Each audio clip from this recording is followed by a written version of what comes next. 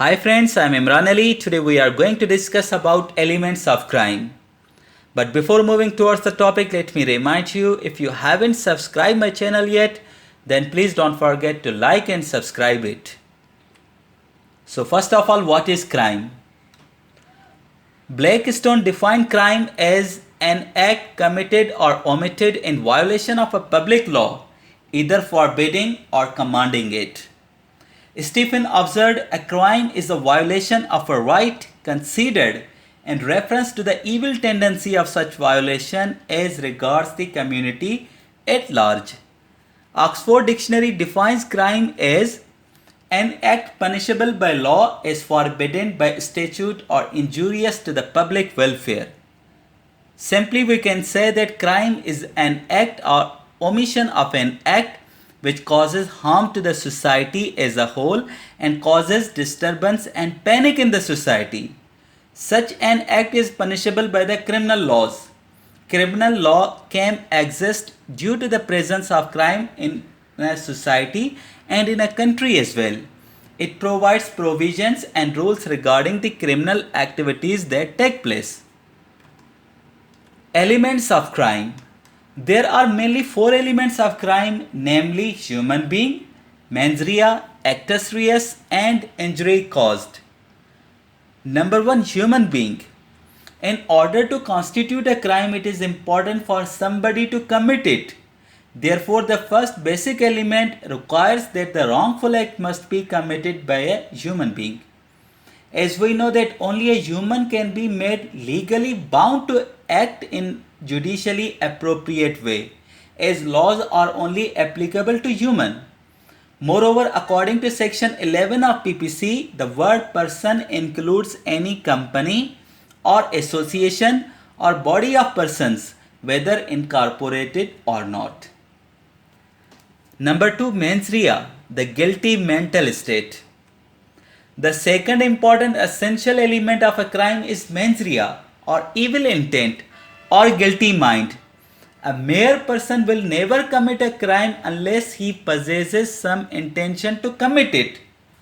The law generally refers to this intention as mens rea, which means guilty mind in Latin.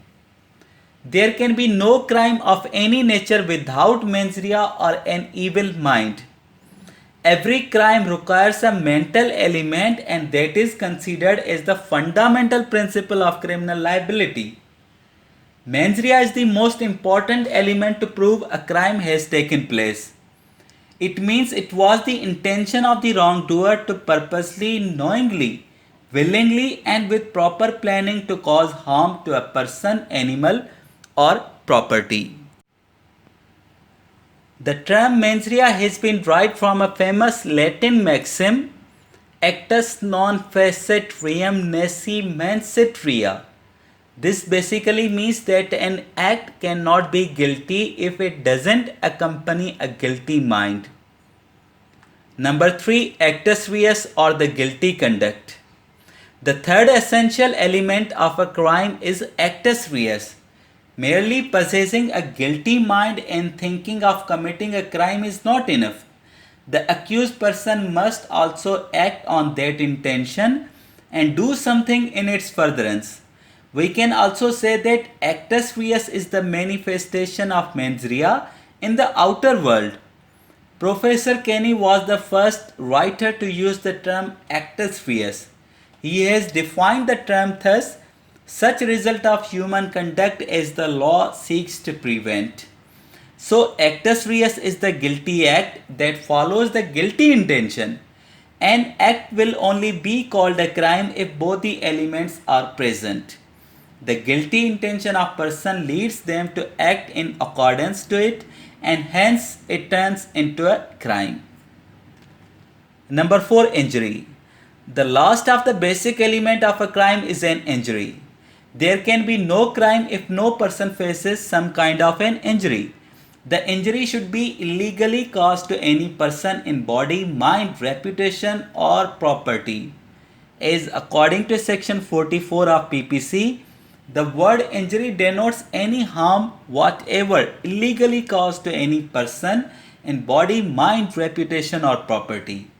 So we can say that for a particular crime to take place, it is necessary for the injury to occur. After having guilty mind and doing the guilty act, if the injury doesn't occur, then that crime is not considered as committed. So that's all for today. I hope you will like this video and will find it beneficial. Till next video, take good care of yourself. Allah Hafiz.